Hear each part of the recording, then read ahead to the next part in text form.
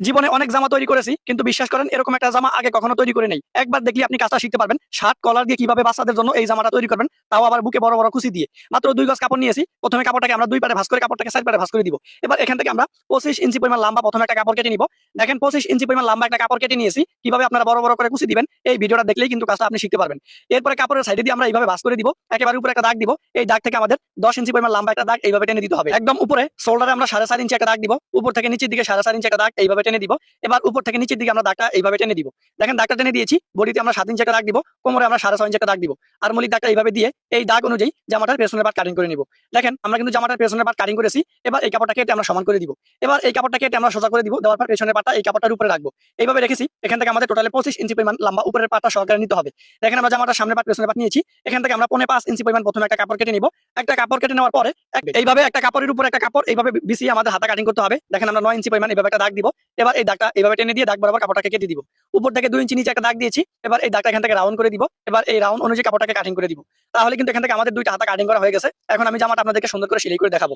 জামাটা সেলাই করার জন্য প্রথমে পেছনের পাটে ছোট ছোট করে কুচি দিয়ে দিব। একটি মেশিন সুই দিয়ে কিন্তু আমরা কুচি দিব। কুচিগুলো এমন ভাবে দিব যেন প্রত্যেকটা কুচির মাপ একই রকম থাকে। এবার পেছনের পাটটা যে কাটিং করেছি, পেছনের পাটটার উপরে আমাদের এই কুচির কাপড়টাকে রাখতে হবে। এইভাবে কুচির কাপড়টা রেখে আমরা একটা সেলাই করে দিব। দেখেন আমরা কিন্তু কুচির কাপড়টা রেখেছি উপরে, আপনারাও কিন্তু এইভাবে উপরের পাটটা রাখবেন, মানে কুচির কাপড়টা উপরে রাখবেন, এইভাবে সেলাই করে দিবেন। এবার বাউ দিকে চলে আসবেন। বাউ দিকে আসার পর এখানে কিন্তু চাপ সেলাই দিতে হবে। দেখেন আমরা বাউ দিকে এসে চাপ সেলাই দিয়েছি।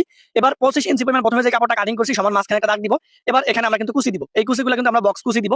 জামাটার সামনে কিভাবে কুচি দিয়ে ডিজাইন করবেন, এখান থেকে একদম উপর থেকে 8 ইঞ্চি পরিমাণ নিচের দিকে একটা দাগ দিবেন। উপর থেকে কিন্তু নিচের দিকে আমাদের 8 ইঞ্চি পরিমাণ এইভাবে সেলাই করে দিবেন। তো দোনো পাশে কিন্তু আমাদের এইভাবে বড় বড় করে কুচি দিতে হবে। আপনারা আমার এই ভিডিও দিকে ভালো করে লক্ষ্য করলেই বুঝতে পারবেন এই কুচিগুলো আপনারা কিভাবে দিবেন।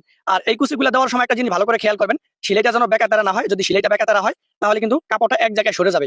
এর জন্য চেষ্টা করবেন প্রত্যেকটা কুচির মাপ একই রকম দেওয়ার। দেখেন আমি যে 3টা কুচি দিয়েছি, 3টা কুচি কিন্তু আমরা একই মাপের দিয়েছি। এবার সমান মাঝখানে যে টিকিনটা দিলাম, এই টিকিন থেকে এই পাশে আমাদের উপর থেকে নিচের দিকে 8 ইঞ্চি পরিমাণ একটা দাগ দিবেন। দাগ দেওয়ার পর এই দাগ বরাবর আমাদের সেলাই করে দিবেন। একদম উপর থেকে কিন্তু আমাদের এই পাশেও 3টা কুচি দিতে হবে। এই জামাটার ডিজাইন একদম নতুন একটা ডিজাইন। আপনি চাইলে আমার এই ভিডিও দেখার পরে আপনার বাচ্চার জন্য কিংবা কোনো কাস্টমারের জন্য আপনি এই জামাটা তৈরি করে নিতে পারেন। এই জামাটার সামনে ডিজাইন করেছি, পেছনেও ডিজাইন করেছি, দুইটা ডিজাইন আলাদা আলাদা করেছি। এই কুচিগুলো দেওয়ার পরে আমাদের কিন্তু উপর থেকে কুচিগুলা চাপ সেলাই বসায় দিতে হবে। আশা করি আমার এই ভিডিও দেখে আপনি কিন্তু জামাটা তৈরি করে নিতে পারবেন। এবার একদম নিচের দিকেও কিন্তু আমাদের এই কুচিগুলার উপরে একটা সেলাই করে দিতে হবে। দেখেন আমি একটা সেলাই করলাম, একটা সেলাইয়ের উপর দিয়ে আরেকটা সেলাই করে দিলাম। দেখেন দেখেন আমরা কিন্তু দুই পাশের কুচিটা দুই দিকে নিয়ে যাবো। আমি আপনাদেরকে যেভাবে দেখাইতেছি আপনারা কিন্তু এইভাবে তৈরি করবেন। এবার এই সেলাইটা দেওয়ার পর সমান মাঝখান থেকে একটা টিকিন দিবেন। এই টিকিন বরাবর আমাদের কাপড়টা নিচের দিকে কেটে দিতে হবে। দেখেন আমরা এখান থেকে 9.5 ইঞ্চি পরিমাণ কাপড়টা কেটে দিয়েছি। যেহেতু আমরা শার্ট কলার দিব, তো সেক্ষেত্রে বুতাম প্লেট এবং ঘাই প্লেট আমাদের এখানে তৈরি করতে হবে। বুতাম প্লেট ঘাই প্লেট তৈরি করার জন্য প্রথমে আমাদের একটা কাপড় নিতে হবে। একটা কাপড় দিয়ে বুতাম প্লেট তৈরি করতে হবে। দেখেন আমরা এই কাপড়টাকে এইভাবে রাখার পর একপাশে আমরা বুতাম প্লেটের কাপড়টাকে এইভাবে ভাঁজ করে সেলাই করে দিব একদম উপর থেকে নিচের দিকে। দেখেন আমরা সেলাইটা করে দিয়েছি। এবার আমরা ঘাই প্লেটটা লাগিয়ে দিব। ঘাই প্লেটটাকেও একই সিস্টেমে আমাদের ভাঁজ করতে হবে যেভাবে বুতাম প্লেটটা ভাঁজ করেছেন। কিন্তু একটা জিনিস মাথায় রাখতে হবে, বুতাম প্লেট থেকে ঘাই প্লেটটা কিন্তু একটু চড়া রাখতে হবে। এবার নিচের দিয়ে আমাদের এইভাবে কেটে দিতে হবে। দেখেন আমরা কেটে দিয়েছি। এবার একদম উপর থেকে আমাদের নিচের দিকে একটা সেলাই করে দিতে হবে। দেখেন আমরা সেলাই করে দিয়েছি। সেলাই করে দেওয়ার পর এখানে আমরা ভালো করে ডাবল সেলাই করে আটকে দিব। এবার আপনারা এখানে দেখেন কাপড়টাকে মাথা দিয়ে আমি কিন্তু ভাঁজ করে সেলাই করে দিলাম। আপনারা এইভাবে ভাঁজ করে সেলাই করে দিবেন। অর্থাৎ আমি আপনাদেরকে প্রত্যেকটা পার্ট ভালো করে দেখিয়েছি। দেখেন আমি কিন্তু বুতাম প্লেট ঘাই প্লেট তৈরি করে নিয়েছি। এবার পেছনের পাটা সামনের পাটার উপরে রেখে আমাদের এইভাবে সুন্দরভাবে সামনের পাটাকে এইভাবে কাটিং করে দিব। দেখেন আমি সাইডগুলো কাটিং করছি এবং আরমোলি সাইডটাকে ওখান থেকে কাটিং করে দিয়েছি। তো এইভাবে কিন্তু সামনের পাট পেছনের পাট কাটিং করা কমপ্লিট। এবার আমি মেশিনে চলে আসলাম। আসার পরে এখানে আমাদের একটা কাপড়ের উপর একটা কাপড় এইভাবে বিছিয়ে রাখতে হবে। দেখেন এখান থেকে আমরা শোল্ডার সেলাই করে দিব। তার আগে আমাদের পেছনের যে গলাটা আছে গলাটা কাটিং করতে হবে। দেখেন আমরা এখান থেকে কাপড়টাকে দুই পাটে ভাঁজ করে নিয়েছি। আপনারা অবশ্যই এইভাবে দুই পাটে ভাঁজ করে দিবেন। এখানে পাশের দিকে 2 ইঞ্চি উপর থেকে নিচের দিকে 1 ইঞ্চি একটা দাগ দিয়ে এটার মধ্যে আমরা গোল গলা সিস্টেমে দাগ দিয়ে দিব। কারণ এটা কিন্তু শার্ট কলা। এবার এখান থেকে আমরা 3 ইঞ্চি পরিমাণ একটা দাগ দিব। উপর থেকে নিচের দিকে 2.5 ইঞ্চি দাগ দিয়ে এই সামনের গলাটাকে আমাদের এইভাবে গোল গলা সিস্টেমে কাটিং করে দিতে হবে। এবার পেছনের পাটটার উপরে আমাদের এই সামনের পাটটাকে রাখতে হবে। এখান থেকে সামনের পাটটা রেখে ডাবল সেলাই করে দিতে হবে। আর এখানে আমরা কিন্তু দুই পাশের শোল্ডারে ডাবল সেলাই করে দিব। আপনারা কিন্তু অবশ্যই দুই পাশের শোল্ডারে এখানে ডাবল সেলাই করে দিবেন। এখানে যদি বাড়তি কাপড় থাকে সেই বাড়তি কাপড়টাকে কেটে দিতে হবে। দেখেন এখান থেকে আমরা মাপ দিব। এখান থেকে মাপ দেওয়ার পর দেখলাম 7.5 ইঞ্চি পরিমাণ আছে। এবার 4 ইঞ্চি পরিমাণ পাশের দিকে লম্বা, 17.5 ইঞ্চি পরিমাণ একটা বক্রম নিয়ে সমান মাঝখানে দাগ দিয়ে দিতে হবে।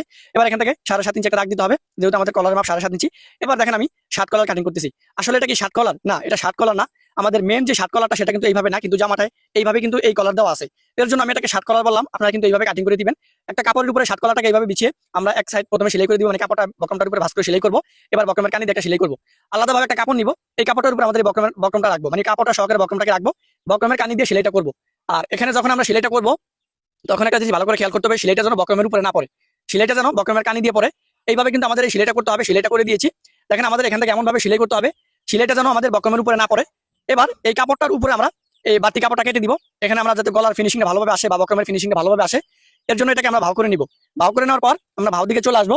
ভাও দিকে আসার পর বক্রমের কানি দিয়ে আমরা একটা চাপ সেলাই বসাই দিব। এবার বক্রমের সমান মাঝখান দিয়ে আমরা একটা চাপ সেলাই দিয়ে দিব।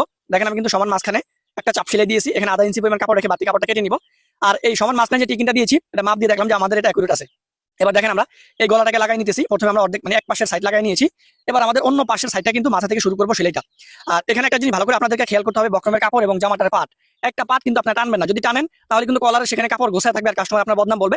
তো আপনার কাজটা যাতে সুন্দর হয় এর জন্য কাপড় টানবেন না, দুটোটা কাপড় এক সমান রাখবেন। তো দেখেন আমি বাউদি থেকে কিন্তু চাপ সেলাইটা দিয়ে দিচ্ছি, আপনারা এইভাবে চাপ সেলাইটা দিয়ে দিবেন। আর আমাদের দেখেন শার্ট কলার লাগানো কমপ্লিট। এবার এখান থেকে হাতার কাপড়টা নিব। হাতার কাপড়টা নেওয়ার পর উপরে সমান মাঝখানে একটা টিকিন দিব। এবার বডির উপর হাতাটা এইভাবে রাখবো। এইভাবে রাখার পর সমান মাঝখানে আমরা যে টিকিন দিয়েছি এই টিকিনটা কিন্তু আমরা শোল্ডারের সাথে মিলিয়ে দিব। আর এই শোল্ডারের এই পাশে আর এই পাশে দোনো পাশে আমরা কুচি দিব। এখানে কয়টা কুচি দিবেন আমি আপনাদেরকে বলতেছি, 6 থেকে 7টা কুচি দিবেন। আর এই কুচিগুলো যে দিবেন যেন কুচিগুলোর মাপ যেন অ্যাকুরেট থাকে, ছোট বড় যাতে না হয় এটা খেয়াল রেখে আপনাদের এই কুচিগুলো দিবেন। দেওয়ার পরে ভাও দিকে আসবেন, একটা চাপ সেলাই দিয়ে দিবেন। হাতার মাথায় কি মেশিন সুই দিয়ে ছোট ছোট করে কুচি দিবেন। এই কুচিগুলো এমন ভাবে দিবেন যেন প্রত্যেকটা কুচির মাপ একই রকম থাকে। এবার একটি কাপড়ের উপর আমাদের এই কুচির কাপড়টাকে বসায় রাখবেন। বসায় রাখার পর এই মাথা থেকে শুরু করে এই মাথা পর্যন্ত আমাদের একটা সেলাই করে দিবেন। দেখেন আমরা একটা সেলাই করে দিয়েছি। এবার এই কাপড়টা কুচির কাপড়টার উপরে এইভাবে ডাবল বাজে ভাঁজ করে দিবেন। ভাঁজ করে দেওয়ার পর এখান থেকে আমরা সেলাইটা করে দিবেন। তো আমি আপনাদেরকে একটা হাতা তৈরি করে দেখাইলাম, আপনারা কিন্তু একই নিয়মে দুইটা হাতা তৈরি করবেন। আমি যদি দুইটা হাতা তৈরি করে দেখাই তাহলে ভিডিওটা অনেক বড় হবে। দেখেন আমি কিন্তু এখান থেকে দুইটা হাতা তৈরি করে নিয়েছি। এবার এই জামাটার সাইডগুলো আমি সেলাই করে দিব। আমি আমার মাপ অনুযায়ী জামাটার সাইডগুলো সেলাই করে নিচ্ছি, আপনারা আপনাদের মাপ অনুযায়ী জামাটার সাইডগুলো সেলাই করে দিবেন। তো আমি কিন্তু এখানে ডাবল সেলাই করলাম। তো দোনো পাশ সেলাই করার পর জামাটার নিচে আমাদের 1 ইঞ্চি পরিমাণ চওড়া করে এভাবে সেলাই করবেন।